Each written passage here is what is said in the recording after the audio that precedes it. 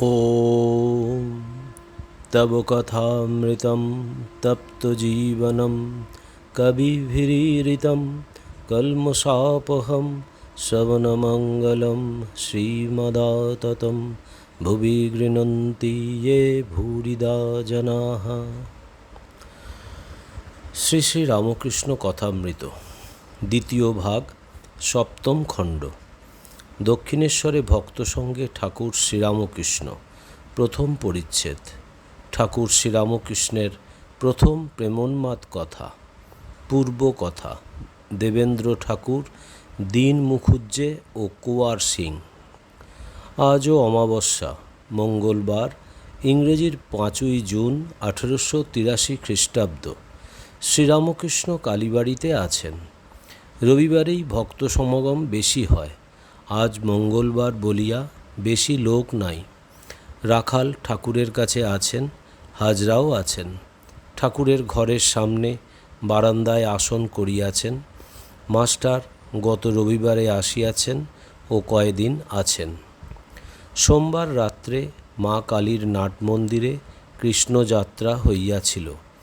ঠাকুর খানিকক্ষণ শুনিয়াছিলেন। এই যাত্রা রবিবার রাত্রে হইবার কথা ছিল, কিন্তু হয় নাই বলিয়া সোমবারে হইয়াছে। মধ্যাহ্নে খাওয়া দাওয়ার পর ঠাকুর নিজের প্রেমোন্মাদ অবস্থা আবার বর্ণনা করিতেছেন। শ্রীরামকৃষ্ণ মাস্টারের প্রতি। কি অবস্থায় গিয়াছে! এখানে খেতুম না, বরাহনগরে কি দক্ষিণেশ্বরে কি এরেদয়ে কোনো বামুনের বাড়ি গিয়ে পড়তুম। আবার পড়তুম অবেলায়, গিয়ে বসতুম, মুখে কোনো কথা নাই। বাড়ির লোক কোনো কথা জিজ্ঞাসা করলে কেবল বলতুম আমি এখানে খাবো, আর কোনো কথা নাই। আলমবাজারে রামচাটুর্যের বাড়ি যেতুম, কখনো দক্ষিণেশ্বরে সাবর্ণ চৌধুরীদের বাড়িতে যেতুম। তাদের বাড়ি খেতুম বটে, কিন্তু ভালো লাগতো না, কেমন আষ্টে গন্ধ। একদিন ধরে বসলুম, দেবেন্দ্র ঠাকুরের বাড়ি যাব। সেজবাবুকে বললুম, দেবেন্দ্র ঈশ্বরের নাম করে, তাকে দেখব, আমায় লয়ে যাবে?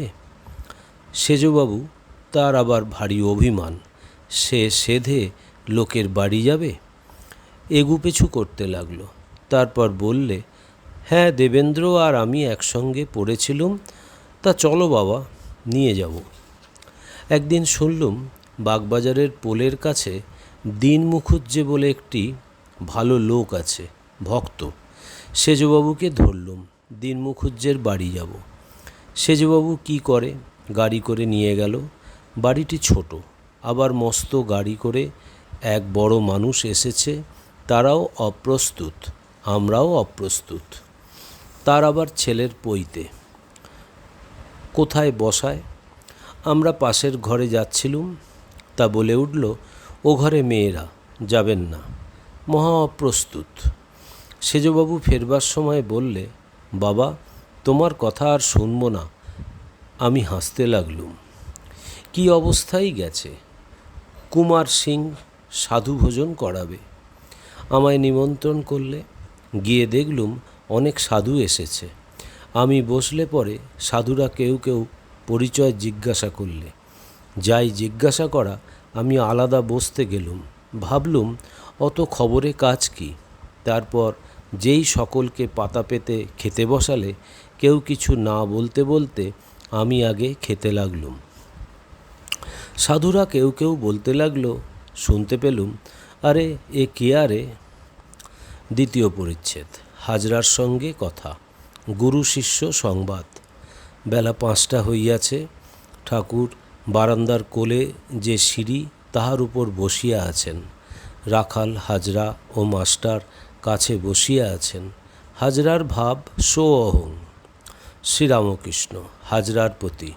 হ্যাঁ, সব গোল মেটে, তিনিই আস্তিক, তিনিই নাস্তিক, তিনিই ভালো, তিনিই মন্দ, তিনিই সৎ, তিনিই অসৎ, জাগা ঘুম, এসব অবস্থা তারই। আবার তিনি এসব অবস্থার পার। একজন চাষার বেশি বয়সে একটি ছেলে হয়েছিল। ছেলেটিকে খুব যত্ন করে। ছেলেটি ক্রমে বড় হলো। একদিন চাষা খেতে কাজ করছে। এমন সময় একজন এসে খবর দিলে যে ছেলেটির ভারী অসুখ। ছেলে যায় বাড়িতে এসে দেখে ছেলে মারা গেছে। পরিবার খুব কাঁদছে, কিন্তু চাষার চোখে একটুও জল নাই। পরিবার প্রতিবেশীদের কাছে তাই আরও দুঃখ করতে লাগলো যে এমন ছেলেটি গেল, এর চোখে একটু জল পর্যন্ত নাই। অনেকক্ষণ পরে চাষা পরিবারকে সম্বোধন করে বললে, কেন কাঁদছি না জানো? আমি কাল স্বপন দেখেছিলুম যে রাজা হয়েছি আর 7 ছেলের বাপ হয়েছি। স্বপনে দেখলুম যে ছেলেগুলি রূপে গুণে সুন্দর, ক্রমে বড় হলো, বিদ্যা ধর্ম উপার্জন করলে। এমন সময় আমার ঘুম ভেঙে গেল। এখন ভাবছি যে তোমার ওই এক ছেলের জন্য কাঁদব কি আমার 7 ছেলের জন্য কাঁদব। জ্ঞানীদের মতে স্বপন অবস্থাও যেমন সত্য, জাগা অবস্থাও তেমনি সত্য। ঈশ্বরই কর্তা, তার ইচ্ছাতেই সব হচ্ছে। হাজরা, কিন্তু বোঝা বড় শক্ত। ভূকৈলাসের সাধুকে কত কষ্ট দিয়ে একরকম মেরে ফেলা হলো। সাধুটিকে সমাধিস্থ পেয়েছিল, কখনো মাটির ভিতরে পোঁতে, কখনো জলের ভিতর রাখে, কখনো গায়ে ছেঁকা দেয়। এই রকম করে চৈতন্য করালে এইসব যন্ত্রণায় দেহ ত্যাগ হলো। লোক যন্ত্রণাও দিলে আর ঈশ্বরের ইচ্ছাতে মারাও গেল। শ্রীরামকৃষ্ণ, যার যা কর্ম তার ফল সে পাবে, কিন্তু ঈশ্বরের ইচ্ছায় সে সাধুর দেহ ত্যাগ হলো। কবিরাজেরা বোতলের ভিতর মকরধ্বজ তৈরি করে, চারিদিকে মাটি দিয়ে আগুনে ফেলে রাখে। বোতলের ভিতর যে সোনা আছে, সেই সোনা আগুনের তাতে আরও অন্য জিনিসের সঙ্গে মিশে মকরধ্বজ হয়।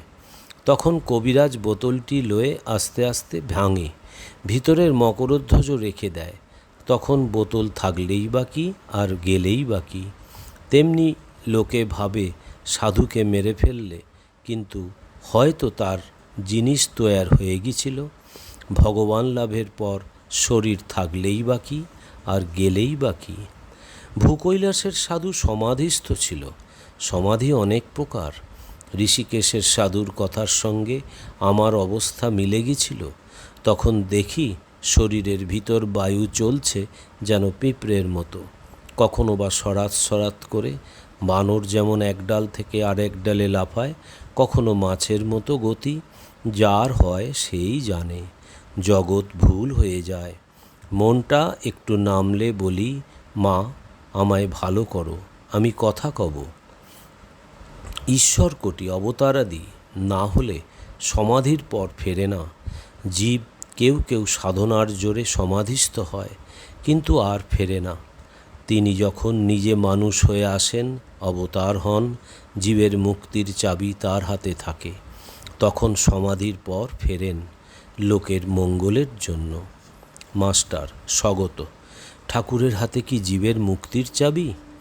হাজরা, ঈশ্বরকে তুষ্ট করতে পারলেই হলো, অবতার থাকুন আর না থাকুন।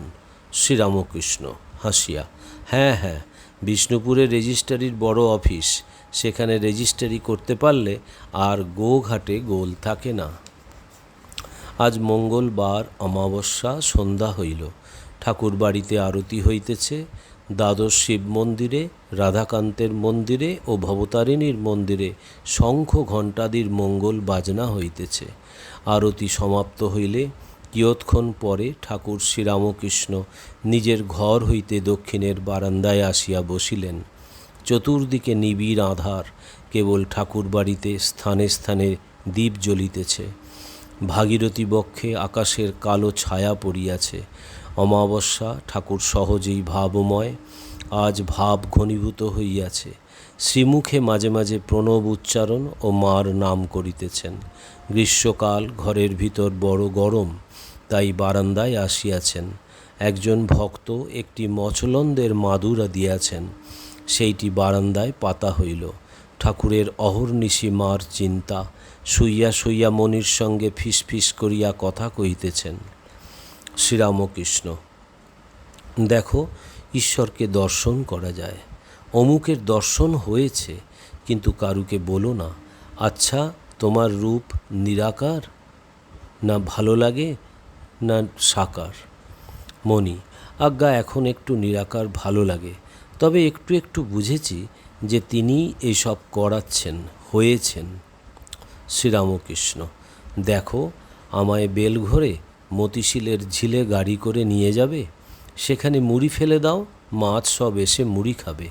আহা, মাছগুলি ক্রীড়া করে বেড়াচ্ছে, দেখলে খুব আনন্দ হয়, তোমার উদ্দীপন হবে, যেন সচ্চিদানন্দ সাগরে আত্মারূপ মীন ক্রীড়া করছে। তেমনি খুব বড় মাঠে দাঁড়ালে ঈশ্বরীয় ভাব হয়, যেন হাঁড়ির মাছ পুকুরে এসেছে। তাকে দর্শন করতে হলে সাধনের দরকার। আমাকে কঠোর সাধন করতে হয়েছে। বেলতলায় কত রকম সাধন করেছি, গাছতলায় পড়ে থাকতুম, মা দেখা দাও বলে, চক্ষের জলে গা ভেসে যেত। মণি: আপনি কত সাধন করেছেন, আর লোকের কি এক্ষণে হয়ে যাবে? বাড়ির চারিদিকে আঙুল ঘুরিয়ে দিলে কি দেয়াল হয়? শ্রীরামকৃষ্ণ সহাস্যে: অমৃত বলে, একজন আগুন করলে 10 জন পোয়ায়। আর একটি কথা, নিত্যে পৌঁছে লীলায় থাকা ভালো। মণি: আপনি বলেছেন লীলা বিলাসের জন্য। শ্রীরামকৃষ্ণ: না, লীলাও সত্য। আর দেখো, যখন আসবে তখন হাতে করে একটু কিছু আনবে। নিজে বলতে নাই অভিমান হয়। অধর সেনকেও বলি 1 পয়সার কিছু নিয়ে এসো। ভবনাথকে বলি 1 পয়সার পান আনিস। ভবনাথের কেমন ভক্তি দেখেছ? নরেন্দ্র ভবনাথ যেমন নরনারী, ভবনাথ নরেন্দ্রের অনুগত। নরেন্দ্রকে গাড়ি করে এনো, কিছু খাবার আনবে, এতে খুব ভালো হয়। জ্ঞান ও ভক্তি দুই পথ। ভক্তিপথে একটু আচার বেশি করতে হয়। জ্ঞান পথে যদি অনাচার কেউ করে, সে নষ্ট হয়ে যায়। বেশি আগুন জ্বাললে কলা গাছটাও ভিতরে ফেলে দিলে পুড়ে যায়। জ্ঞানীর পথ বিচার পথ। বিচার করতে করতে নাস্তিক ভাব হয় তো কখনো কখনো এসে পড়ে। ভক্তের আন্তরিক তাকে জানবার ইচ্ছা থাকলে নাস্তিক ভাব এলেও সে ঈশ্বর চিন্তা ছেড়ে দেয় না। যার বাপ পিতামহ চাষাগিরি করে এসেছে, হাজাশুখা বৎসরে ফসল না হলেও সে চাষ করে। ঠাকুর তাকিয়ার উপর মস্তক রাখিয়া শুইয়া কথা কইতেছেন। মাঝে মণিকে বলিয়াছেন, আমার পাটা একটু কামড়াচ্ছে, একটু হাত বুলিয়ে দাও তো গা। তিনি সেই অহেতুক কৃপা সিন্ধু গুরুদেবের শ্রীপাদপদ্ম সেবা করিতে করিতে শ্রীমুখ হইতে বেদধ্বনি শুনিতেছিলেন। ওম নিরঞ্জনম নিত্যম অনন্তরূপম ভক্তানুকম্পাধীত বিগ্রহং বৈ ঈশাবতারম পরমেশমিড্যম তং রামকৃষ্ণম শিরসা নমামহম। শ্রীরামকৃষ্ণ অর্পণমস্তু।